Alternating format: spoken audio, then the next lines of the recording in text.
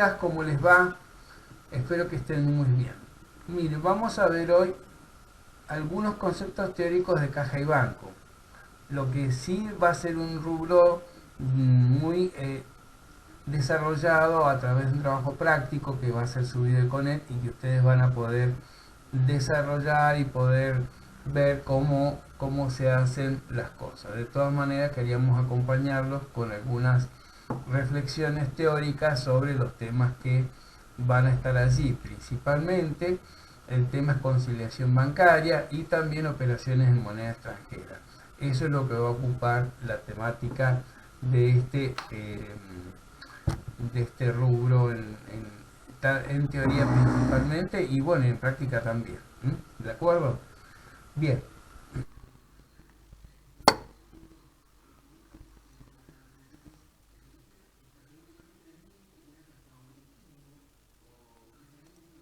Filmina, ustedes tienen los temas a tratar: cobranzas y pagos de lo que es el movimiento de fondos, conciliaciones y operaciones en moneda extranjera.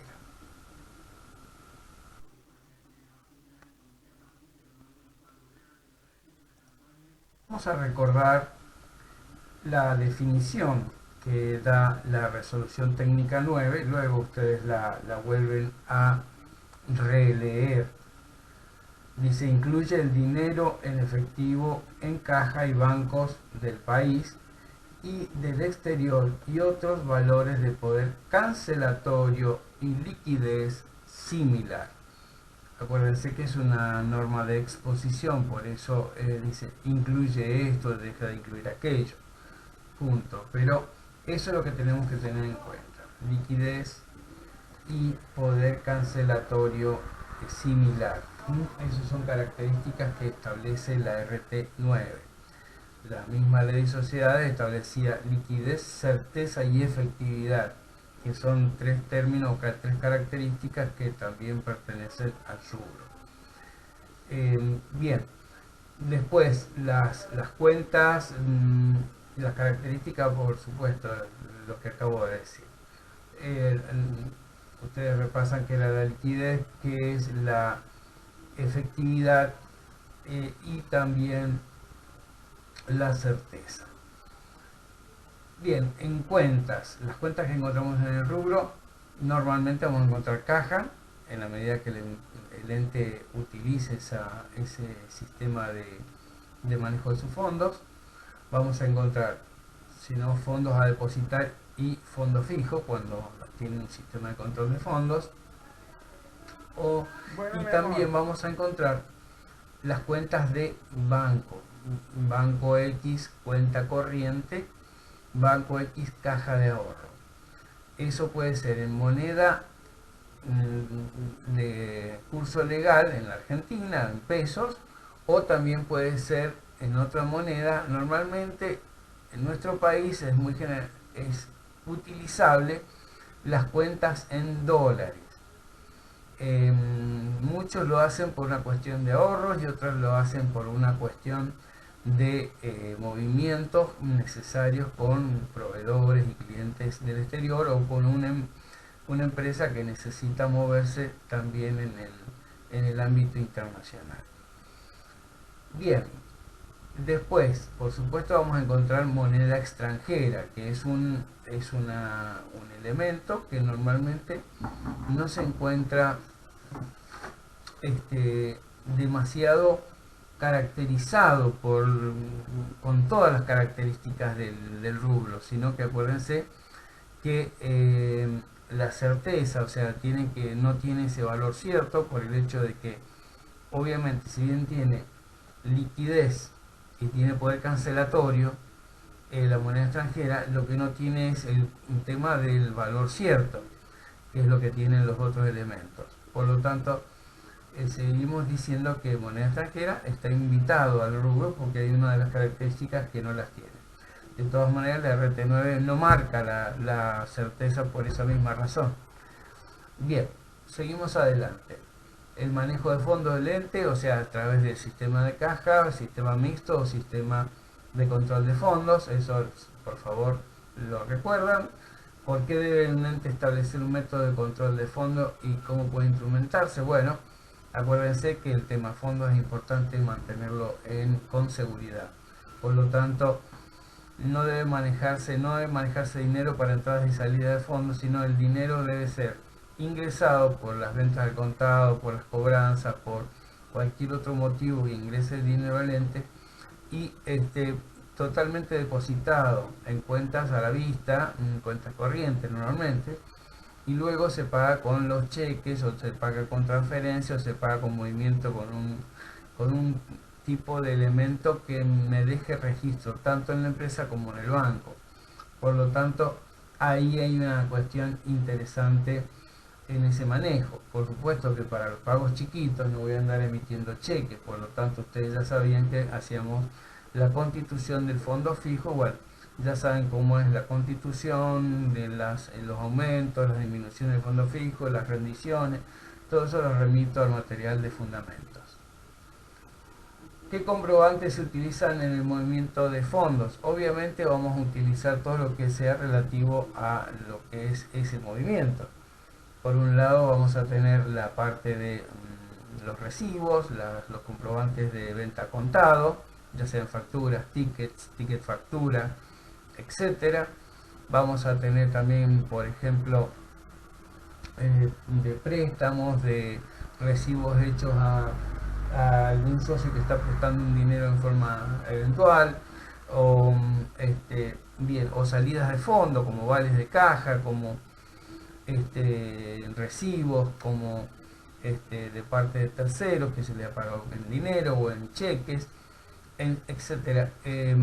Comprobantes. También como comprobantes están los que pertenecen al movimiento bancario. Acuérdense, todo lo que es comprobantes de depósito, ticket de depósito o boleta de depósito, decíamos antes, pero ahora hoy en día directamente es un ticket de depósito, ya que los depósitos, normalmente los depósitos de poco monto se hacen a través de cajeros especializados, o sea, de terminales que llaman terminales de autoservicio, y por supuesto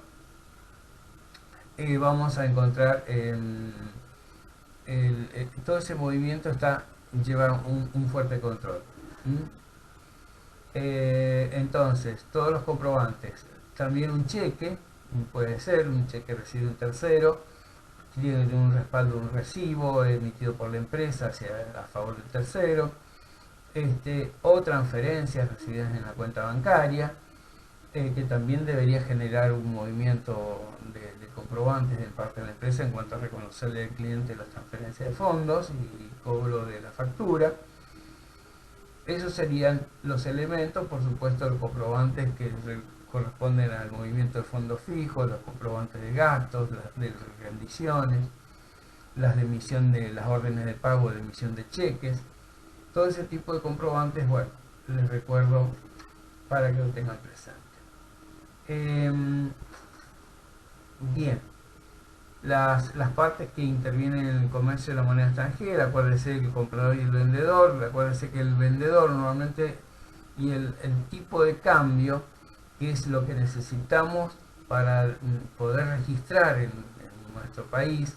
Nosotros si compramos o vendemos dólares o yenes o yuanes o euros, principalmente euros y dólares son las monedas que más se utilizan, evidentemente vamos a necesitar los tipos de cambio. Cuando yo voy a comprar moneda extranjera voy a tener un tipo de cambio vendedor, pero luego cuando la voy a vender el tipo de cambio es comprador, recordando siempre que el tipo de cambio siempre se mide desde el punto de vista de la entidad de cambios, o sea, ya sea un banco, ya sea una casa de cambio o una entidad financiera. Tipo de cambio comprador, tipo de cambio vendedor son los tipos de cambio, y la medición de los activos, recuérdense, siempre están expresados en moneda extranjera. Para expresar moneda nacional siempre la conversión se hace por tipo de cambio comprador. No así en el momento de la adquisición, donde ya vamos a ver que en importación de bienes de cambio, en compra de moneda extranjera, el tipo de cambio es del vendedor. Bien, esto es lo que queríamos recordar, pero de todas maneras buscamos la carpeta de fundamentos, buscamos el libro de aquí en la bibliografía es Palen Acuña, Chávez y compañía. Este es Contabilidad Pasado, Presente y Futuro. Es la bibliografía que se pide para el punto.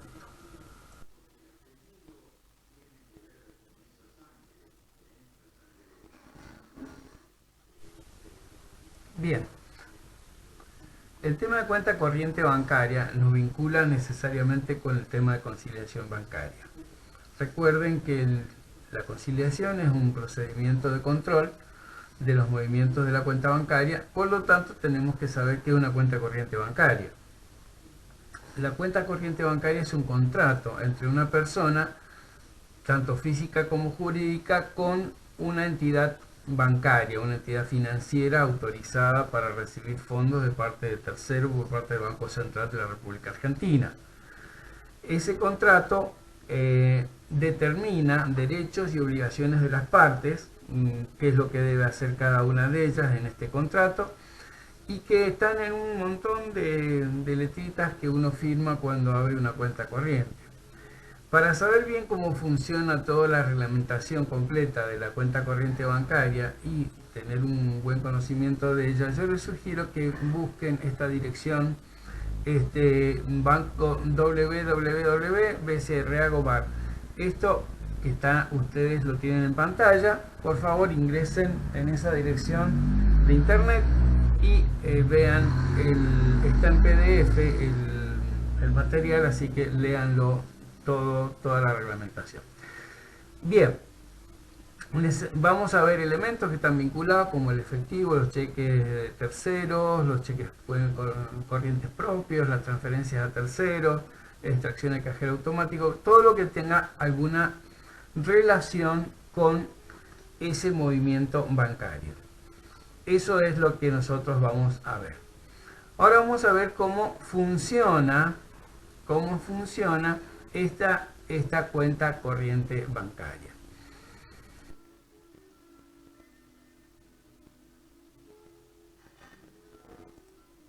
Bien, la cuenta corriente es una cuenta más. Lo que pasa es que desde el punto de vista de nuestra contabilidad funciona como si fuera una cuenta de un deudor. Por lo tanto, nosotros vamos a debitar en ella todo lo que sean depósitos de efectivo, todo lo que sea acreditación de cheques que hemos depositado, todo lo que sean transferencias de clientes y por supuesto liquidaciones de préstamos, transferencias de préstamo, algún tipo de liquidación de prefinanciaciones, etcétera, de exportación. Todo ello va a ir a parar a esa cuenta, y cuanto la cuenta aumente en su saldo, evidentemente vamos a estar debitándola.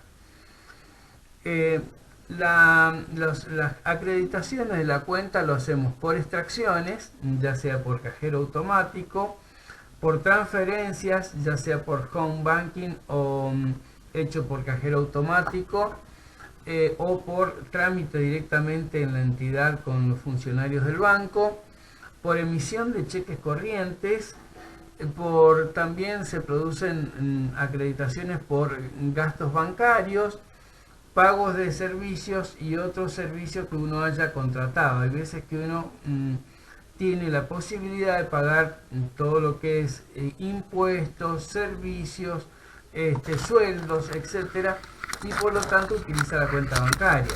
Eso lo puede hacer tanto a través del modo electrónico, es decir, a través de home banking, o lo puede hacer a través de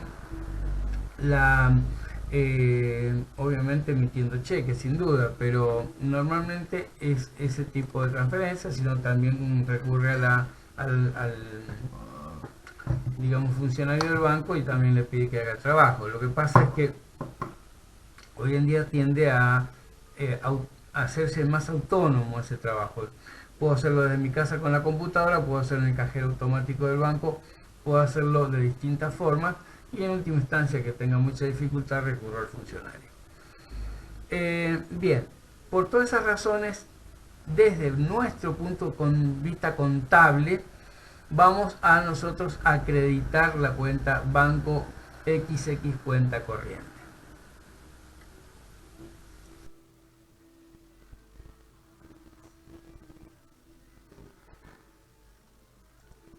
Tenemos algunos asientos típicos que vamos a efectuar para cada una de aquellas situaciones por las cuales debitábamos la cuenta: el depósito en efectivo, banco X a caja o a fondo depositar, acreditación de cheque banco X a banco, valores por acreditar, a cuando hay transferencia de cliente, banco cuenta corriente a deudores por ventas, por supuesto después el cómputo de intereses. Pero bueno, en el caso, en lo que nos interesa acá concretamente el movimiento de fondo, son estas situaciones. En el caso de extracciones, los asientos típicos son la caja banco X cuenta corriente, transferencia a proveedores, proveedores a banco X cuenta corriente, pago de servicio, agua, luz, gas, teléfono, banco X cuenta corriente, gasto bancario, comisión de gasto bancario a banco XX cuenta corriente. Todo esto son acreditaciones. Por lo tanto, todo eso va a ir siendo volcado al mayor de la cuenta banco X. Cuando yo tengo un mayor general de bancos y tengo varias cuentas bancarias, evidentemente esto se va a llamar la cuenta número tal del banco X1, o supongamos, vamos a dar nombres para identificarlos rápidamente: la cuenta corriente del Banco Superviel, la cuenta corriente del Banco Nación, la cuenta corriente del Banco ICBC, del Santander Río, el de Credicop, algún otro de Galicia. Cualquiera de esos bancos podría llegar a ser, tener cuenta abierta a la empresa, y por supuesto cada una de esas cuentas requiere un submayor. El mayor general se llamará Banco X, Banco Cuenta Corriente.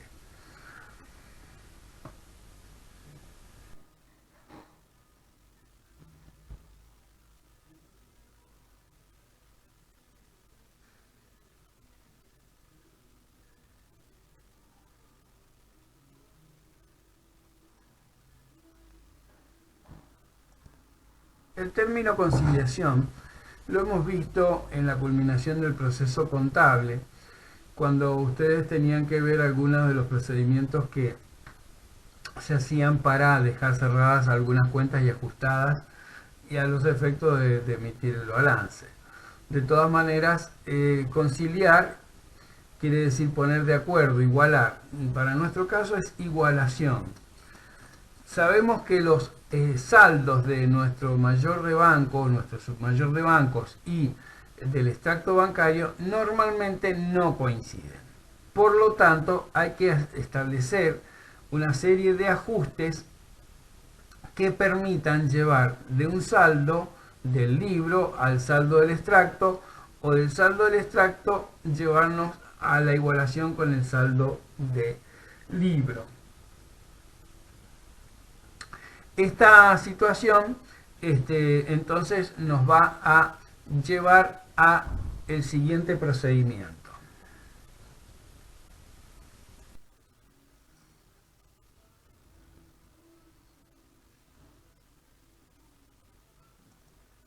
Aquí en la filmina intervienen la empresa y la entidad bancaria. La cuenta corriente para la empresa es un activo, por lo tanto, todos los aumentos los debita y todas las disminuciones en la cuenta las acredita. En cambio, para el banco, la cuenta corriente es un pasivo, es decir, todos los depósitos, los aumentos en el saldo de la cuenta corriente los acredita, y todos los pagos de cheques, transferencias hechas por nosotros a terceros, todos los débitos que se cargan en la cuenta por chequera, por mantenimiento, por impuestos, por IVA, etcétera, se debitan. Es decir, acuérdense esta diferenciación bien clara. Es decir, si yo llevo un depósito al banco, en mi cuenta corriente del banco X, Banco Santander, Galicia, lo que sea, lo voy a debitar contablemente. En cambio, el banco la va a acreditar. Si llega un débito bancario en mi cuenta corriente, la voy a acreditar en la contabilidad y el banco en su contabilidad lo va a debitar. Por lo tanto, este tema hay que tenerlo en cuenta a la hora de mirar el extracto.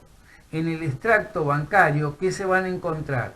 Se van a encontrar una fecha, un detalle de operación, un débito, un crédito y un saldo. Perfecto.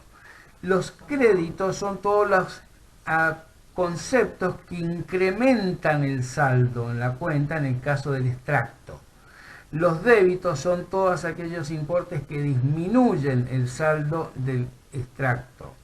Entonces, los débitos serán por distintas causas: cheques, transferencias, notas de débito, cargos por intereses, cargo por impuestos, cargo por servicios pagos automáticamente, etcétera, etcétera. Todo eso se debita en la cuenta.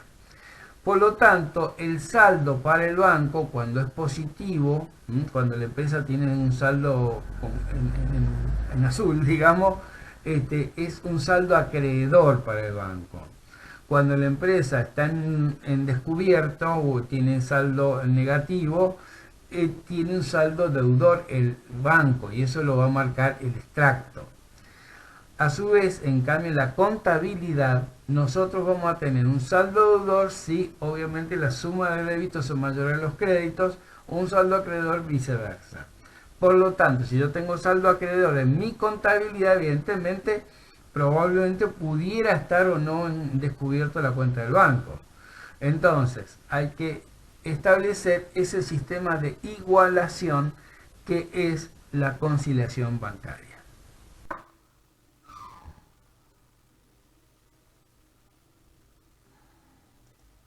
Ustedes, ¿con qué elementos me muevo? ¿Con el mayor de bancos y el extracto?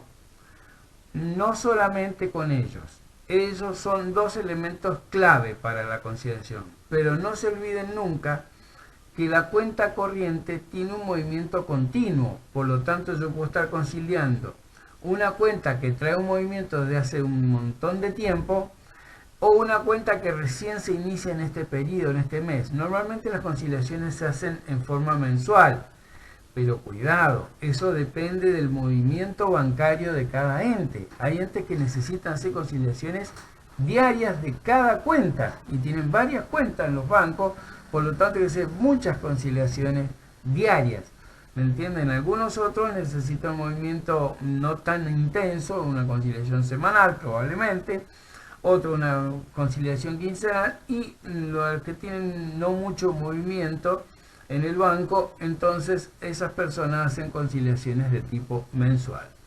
Nosotros nos vamos a ubicar en la enseñanza en la conciliación de tipo mensual, pero los mismos principios son aplicables a todas las conciliaciones, sea cual sea el periodo que se está conciliando. ¿De acuerdo? Lo importante es lo siguiente, siempre tener entonces una conciliación anterior en el caso de las cuentas que ya están abiertas desde hace tiempo, las que ya vienen conciliándose desde antes, la conciliación anterior, el movimiento del mes del submayor y el movimiento del mes del extracto. Recuerden que todo se hace a la misma fecha, así que la conciliación se hace normalmente, si vamos a hacerlo a fin de mes, al 31 de enero, al 28, 29 de febrero, al recuerdo el año, 31 de marzo, 30 de abril, etcétera, etcétera. Entonces, esa es la fecha de corte. La última fecha de movimiento antes del corte es entonces lo que nosotros vamos a trabajar. Bien. Obviamente yo necesito el submayor, el extracto y la conciliación anterior siempre. Son tres elementos claves que no me pueden faltar.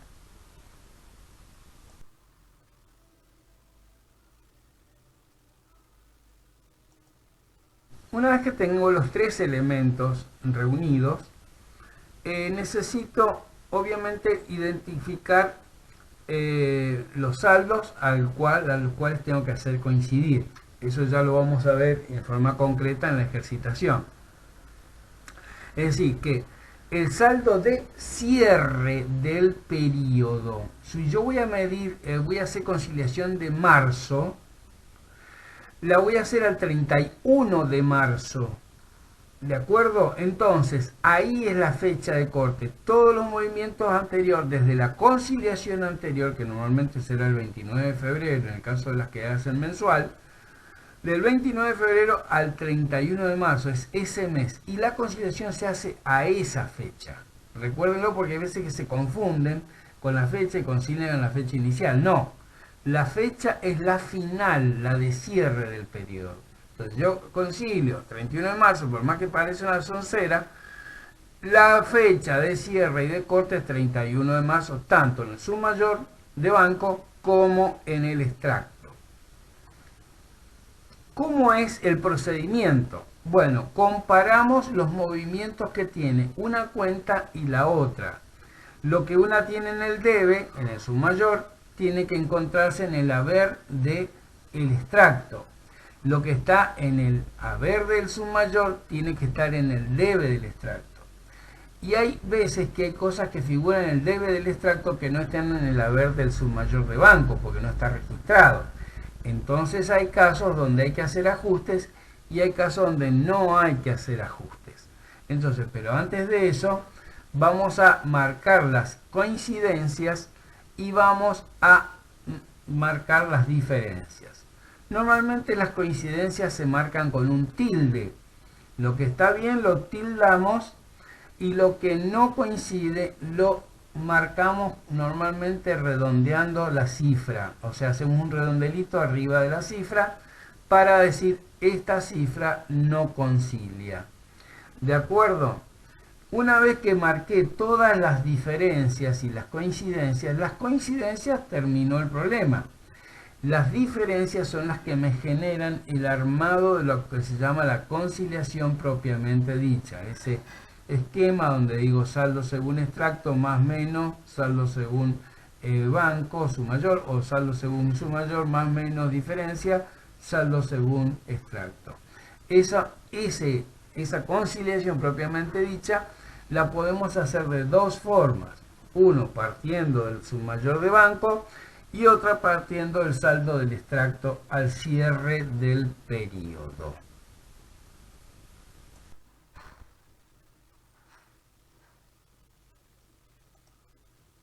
Bien, una vez que hemos hecho esta tarea previa, analizo y clasifico las diferencias. O sea, una vez que ya hice la consideración, que ya llegué del saldo del extracto, llegué al saldo del mayor, o partí del saldo del mayor y llegué al saldo del extracto, es decir, que me cuadró la conciliación, es decir, que he podido igualarlos marcando esas diferencias, por supuesto. Entonces, lo que tengo que es analizar las diferencias que encontré. Entre las diferencias que voy a encontrar, vamos a encontrar diferencias temporarias, es decir, son diferencias que se resuelven con el factor tiempo. ¿Cuáles podrían ser estas diferencias temporarias? Por ejemplo, un depósito efectuado y no acreditado aún. Podríamos encontrar un cheque emitido, que es lo más normal, y no debitado aún. Recuerden que el cheque tiene un plazo de vencimiento, por lo tanto, si yo lo emití cualquier día del mes, probablemente podría ser cobrado hasta los primeros días o durante todo el mes siguiente al cual yo lo emití. Depende de la fecha de emisión del cheque corriente. No hablo del cheque de pago diferido. Si el cheque de pago diferido ya está en fecha de vencimiento, entrarán a correr los 30 días de validez que tiene para poderse presentar a su depósito o a su cobranza.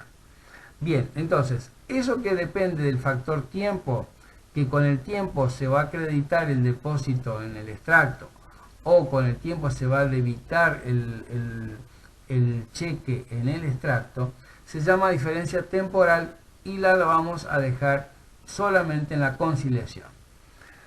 Pero a su vez vamos a encontrar diferencias permanentes, es decir, aquellas que existen, cosas que existen en el extracto, por ejemplo, notas de débito, que es lo más normal, por intereses, por gastos bancarios, de mantenimiento, de resumen de cuenta, de emisión de chequera, de IVA, de impuestos débito y créditos bancarios, de cargos de cargos hechos por pagos de servicio en forma automatizada. Todo eso, o por transferencia efectuada por la empresa y no registrada. Entonces, todas esas diferencias que genera una diferencia que no va a ser solucionada por el factor tiempo, va a necesitar ser ajustada desde el punto de vista contable. Entonces, cuidado, porque las diferencias permanentes generan asientos contables de ajuste. En cambio, las diferencias temporales no generan asiento alguno. Bien, también puede haber otro motivo, como acreditación, que el extracto tenga acreditación de tarjetas de crédito, que es muy normal esto, de las tarjetas de crédito que atiende la empresa y que mandó a cobrar por parte de la entidad financiera, y la entidad financiera los va acreditando. También pueden haber acreditaciones por transferencias hechas de clientes que no nos las han comunicado y no hemos tomado registro. Todo eso va a generar asientos contables. Puede haber también un rechazo de un depósito.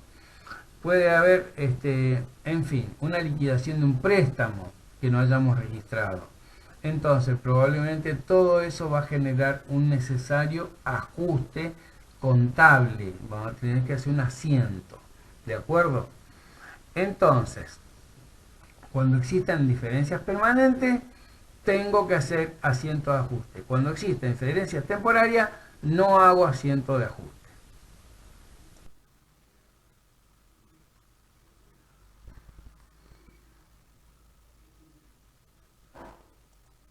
Vamos a ver el modelo 1 de procedimiento de conciliación.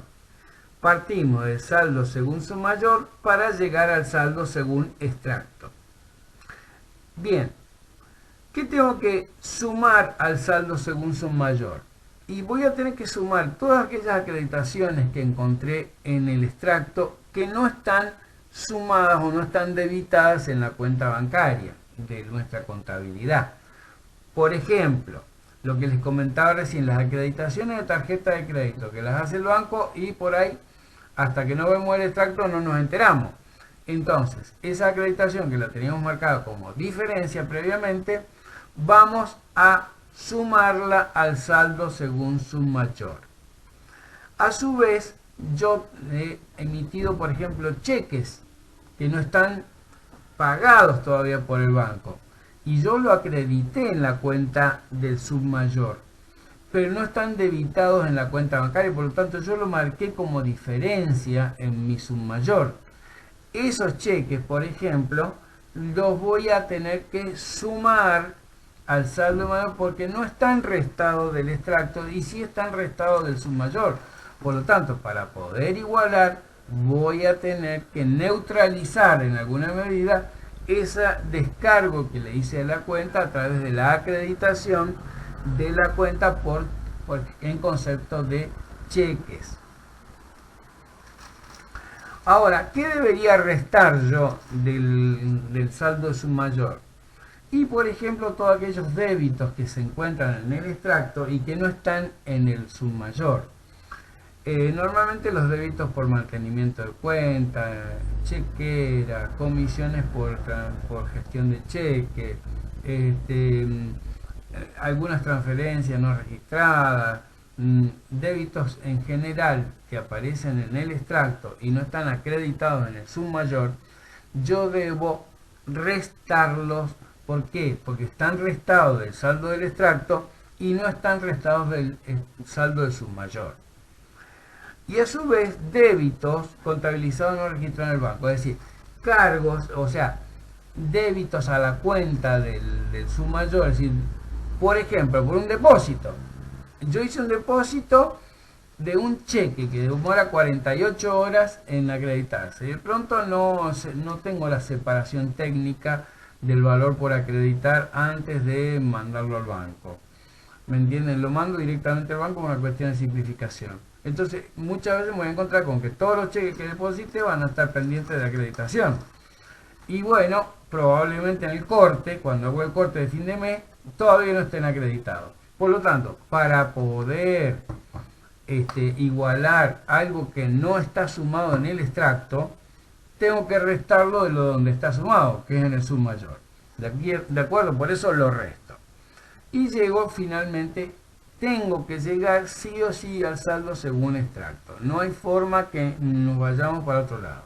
Sí, parto del saldo sum mayor y tengo que llegar al saldo según extracto.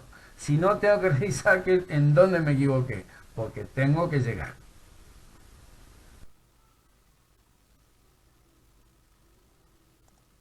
Segunda modalidad que vamos a mostrarles, si bien hay otras modalidades, pero vamos a mostrar estas dos que son las más utilizadas, ¿no?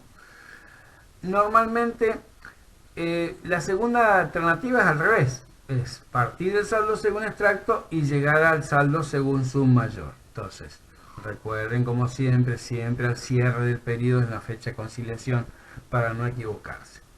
Bueno, si yo parto del saldo según extracto, ¿qué tengo que sumarle al extracto para poder igualarlo con el mayor? Obviamente todos aquellos conceptos que están restados en el extracto y que no están restados del sum mayor. Por ejemplo, los débitos bancarios están restados del saldo del extracto, pero no están restados del saldo sum mayor cuando lo marqué como diferencia. O algunos débitos a la cuenta no registrados por el banco. Por ejemplo, los depósitos que decíamos recién que la empresa hizo y que no están registrados aún por el banco. Entonces podría ser un débito que el banco no tiene, en realidad el banco lo acreditaría, pero es un débito en la cuenta del mayor de banco, de la contabilidad. Bien, entonces, por lo tanto, vamos a sumarle al extracto aquellos débitos bancarios, diversos débitos, ya sea por rechazo de cheque, por comisiones bancarias, por impuestos, por pago de servicio automático, etcétera, etcétera. Todo eso se va a sumar al extracto en la medida que no esté ya registrado en el mayor, que lo hubiéramos marcado como coincidencia. Si lo hemos marcado solo como diferencia, acuérdense que acá van solo las diferencias que nosotros hemos marcado. Entonces, y los depósitos que yo he registrado en el sum mayor y no están acreditados en el extracto. Pero voy a restar del saldo de extracto todas aquellas acreditaciones bancarias no contabilizadas, es decir, todos aquellos que aumentó el saldo del extracto y no lo aumentó en el saldo del mayor, es decir, no se está acreditado en la cuenta del banco en el extracto y que aparece en el extracto y no está debitado en la cuenta del mayor contablemente aumentando el saldo de la cuenta de banco desde el punto de vista de la contabilidad de la empresa. Por lo tanto, esos aumentos en el extracto que no están en la cuenta del banco, en la cuenta de mayor del banco de la empresa, esos se deberán restar, ¿de acuerdo? Para poderlo igualar. El otro no está sumado, acá sí está sumado, entonces lo tengo que sacar para poder igualar. Y aquellos créditos contabilizados en el mayor de banco de la contabilidad de la empresa, por supuesto, y no registrados en el banco, como por ejemplo todos los cheques emitidos y que no han sido todavía debitados en la cuenta bancaria. Entonces, todo eso hay que restarlo del saldo de extracto para llegar al saldo que está teniendo en este momento el sum mayor. Siempre tenemos que llegar. Siempre tengo que llegar al saldo sum mayor. Si no, tengo que revisar el procedimiento de conciliación, de punteo, etcétera, etcétera, de punteo con la conciliación anterior. Acuérdense que en el punteo yo no solamente voy a puntear el extracto con el sum mayor, sino también tengo que puntear el extracto con la conciliación anterior y el mayor con la conciliación anterior.